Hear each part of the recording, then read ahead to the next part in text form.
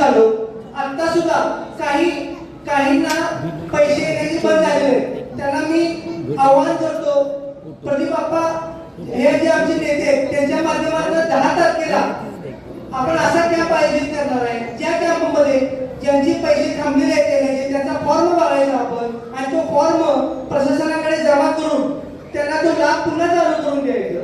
म्हणजे शासनाची कुठलीही योजना असली तर ती योजना तळागाळापर्यंत पोहोचवण्याचं काम आज आपल्या माध्यमातून आपण इथे करायचं आहे. मी माझ्या सर्व सामाजिक कार्यकर्त्यांना, माझ्यावर प्रेम करणाऱ्या सरकारला विनंती करतो की आता या निवडणुकीच्या धामधुमीत जो आप्पा शब्द देतील त्या शब्दाला जागणे हीच आपली जबाबदारी असेल. आणि आप्पा ज्याच्याबद्दल सांगतील त्याचा पाठिंबा हा आपला कागदावर नसणार आहे, तर तो प्रत्यक्ष आपल्या मैदानात असणार आहे. येणाऱ्या 9 तारखेला ज्यावेळी निकालाची पेटी उघडली जाईल त्यावेळी